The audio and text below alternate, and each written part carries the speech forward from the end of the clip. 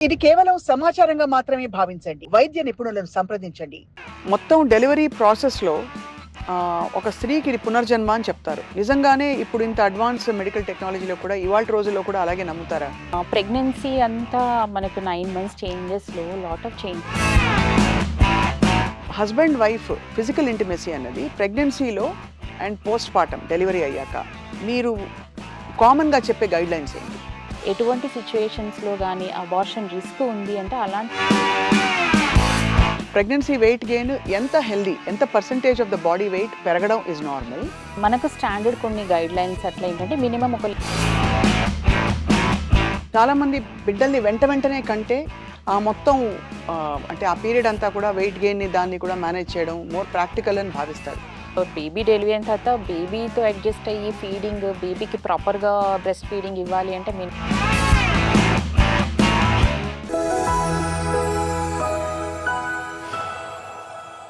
మొత్తం డెలివరీ ప్రాసెస్‌లో ఒక స్త్రీకి ఇది పునర్జన్మ అని చెప్తారు. నిజంగానే ఇప్పుడు ఇంత అడ్వాన్స్ మెడికల్ టెక్నాలజీలో కూడా ఇవాల్టి రోజుల్లో కూడా అలాగే నమ్ముతారా డాక్టర్ రజిత గారు?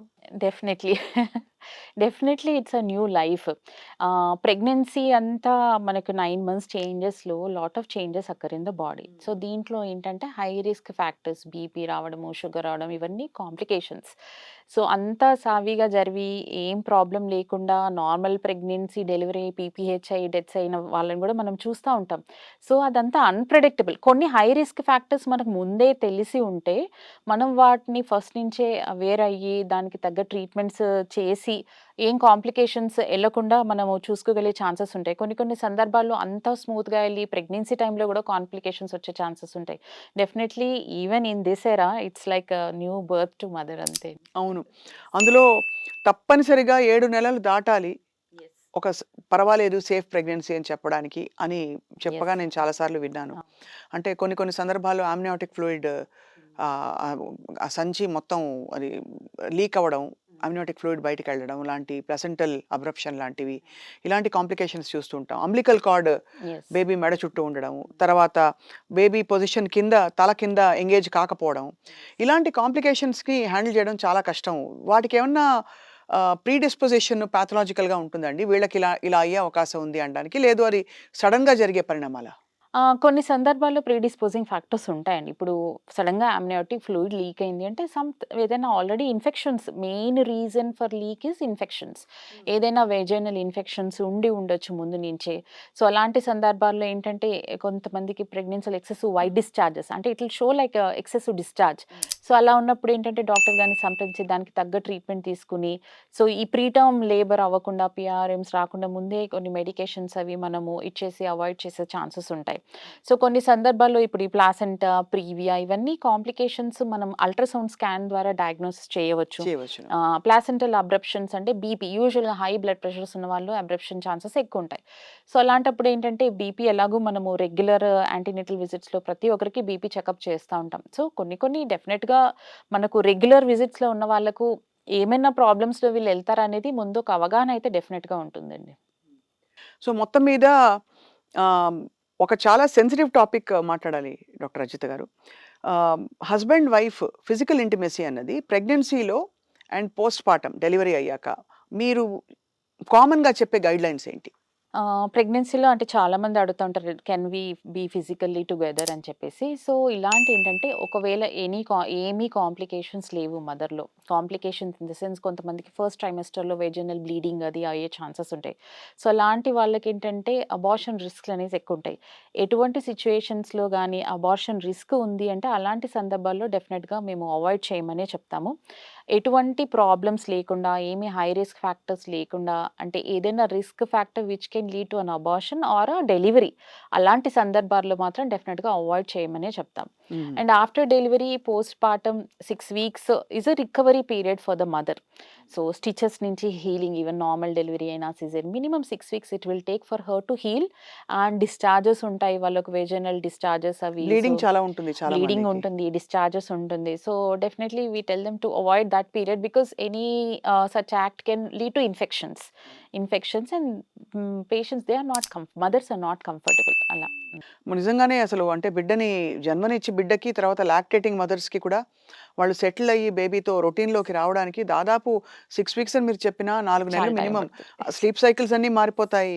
దాదాపుగా అందుకే తల్లి మాతృత్వానికి అంత ఉన్నతమైన స్థానం కల్పించింది సృష్టిలోనే మన ప్రపంచం అంతా కూడా. So, ah, pregnancy weight gain గురించి couple of questions doctor Ajith గారు. మామూలుగా ప్రెగ్నెన్సీ వెయిట్ గెయిన్ ఎంత హెల్తీ? ఎంత percentage of the body weight పెరగడం ఈజ్ నార్మల్? అండ్ ఒకవేళ అది పెరిగింది రిటర్న్ అవ్వడానికి వాట్ ఈస్ ద బెస్ట్? ఎందుకంటే మనకి మన సంస్కృతిలోనే హ్మ్. బోలెడంత నెయ్యి వేసి, వెల్లుల్లిపాయలు వేయించి పాలు పడతాయని చెప్పి, ఇంకా రకరకాల ఫుడ్‌లు పెట్టేస్తూ ఉంటాం అంటే డెలివరీ అయిన వెంటనే. మరి what is normal and how do you lose that weight best?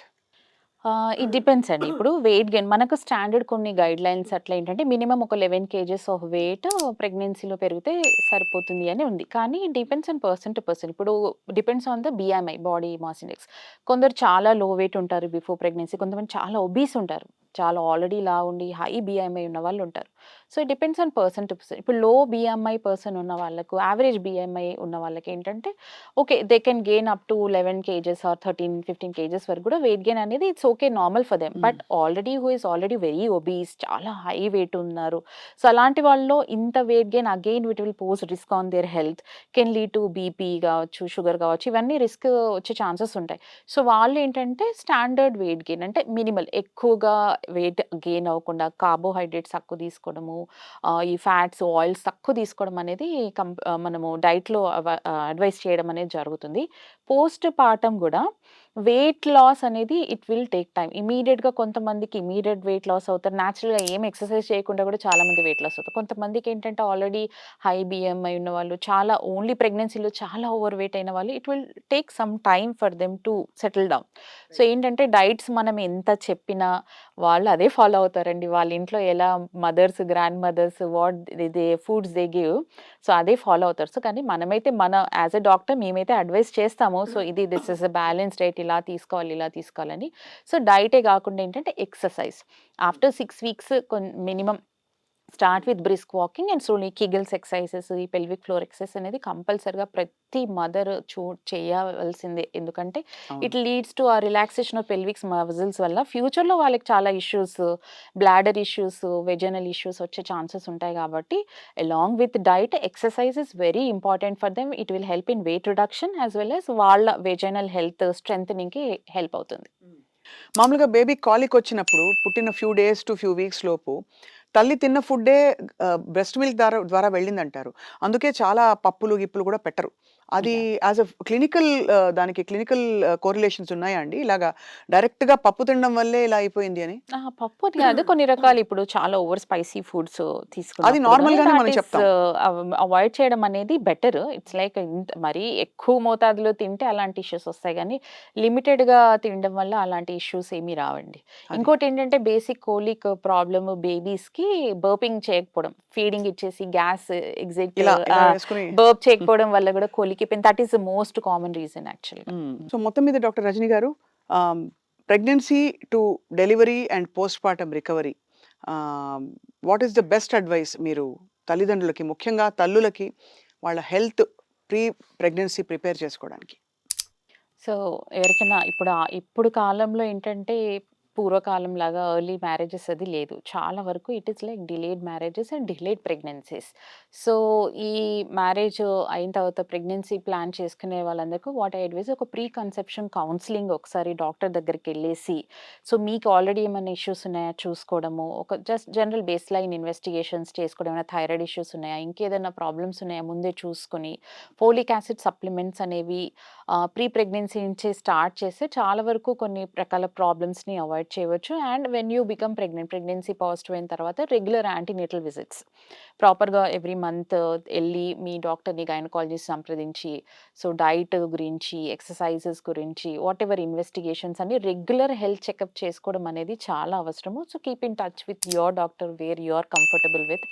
And postpartum also ప్రెగ్నెన్సీయే కాదు 9 మంత్స్ ఆఫ్ ప్రెగ్నెన్సీ కాదు. Post partum period is also very important. So, చాలా వరకు ఏంటంటే ఫోకస్ అంతా 9 మంత్స్ ఉంచి తర్వాత నెగ్లెక్ట్ చేసుకుంటారు. అలా కాకుండా ఆఫ్టర్ డెలివరీ కూడా వాళ్ళ ఓన్ హెల్త్ చూసుకోవడం అనేది చాలా అవసరం. చాలా important. And final question doctor Rajani. చాలామంది బిడ్డల్ని వెంటనే కంటే ఆ మొత్తం అంటే ఆ పీరియడ్ అంతా కూడా వెయిట్ గెయిన్‌ని దాన్ని కూడా మేనేజ్ చేయడం మోర్ ప్రాక్టికల్ అని భావిస్తారు. What hmm. Is your best advice మీ ఎక్స్‌పీరియన్స్‌లో? సో, మినిమమ్ స్పేసింగ్ అనేది 2-3 ఇయర్స్ అనేది కంపల్సరీగా ఉండాలండి. ఉండాలంటారు. బికాజ్ ఒక బేబీ డెలివరీ అయిన తర్వాత బేబీతో అడ్జస్ట్ అయ్యి ఫీడింగ్ బేబీకి ప్రాపర్‌గా బ్రెస్ట్ ఫీడింగ్ ఇవ్వాలి అంటే minimum 6 months to 1 year. And already ఒక సిజేరియన్ డెలివరీ అయిందనుకోండి. సిజేరియన్ డెలివరీ అయినప్పుడంటే ఆ యూట్రస్ హీలింగ్, క్లోజర్‌కి it is better that they plan at least 2-3 years later. ఎందుకంటే ఇమ్మీడియేట్ ప్రెగ్నెన్సీస్ వల్లేంటంటే కొన్ని రిస్క్స్ ఉంటాయి. రప్చర్ అయ్యే ఛాన్సెస్ ఉంటుంది. యూట్రస్ వీక్‌గా ఉంటుంది. సో, ఈ టైంలో మదర్ కూడా mentally she will be little bit better in a place to handle a next baby. Feeding కూడా ఫస్ట్ బేబీది ఎఫెక్ట్ అవ్వదు. చాలామంది మేము మదర్స్‌ని చూస్తుంటాము. బ్రెస్ట్ ఫీడింగ్‌లో ఉంటారు. అప్పుడే మళ్ళీ ఇంకొక ప్రెగ్నెన్సీ వస్తుంది. మళ్ళీ ఇది, అది మేనేజ్ చేయడం చాలా ఇబ్బందికరంగా ఫీల్ అవుతారు. సో, బెటర్ మినిమమ్ ఒక 2 years, 2-3 years spacing is important. ఇదేదో చేయాల్సిన పనిలా కాకుండా చక్కగా ఎంజాయబుల్ యెస్. ప్రాసెస్‌గా చేయడం అవసరం అంటారైతే. Yes. Yeah! Yes. Doctor Rajani చాలా యూజ్‌ఫుల్ ఇన్ఫర్మేషన్. ఐ థింక్ తెలిసిన విషయాలు బట్ ఇంకా కొంచెం రీఇన్ఫోర్స్ చేసి మీరు చెప్పడం వల్ల అంటే ప్రెగ్నెన్సీలో చాలా మందికి ఈ క్వెషన్స్ ఎప్పుడూ వస్తూనే ఉంటాయి. సో వీటన్నిటికి సమాధానాలు చెప్పినందుకు మీకు ధన్యవాదాలు. Thank you thank so you. Much ma'am. నమస్తే. Thank you madam. Thank you.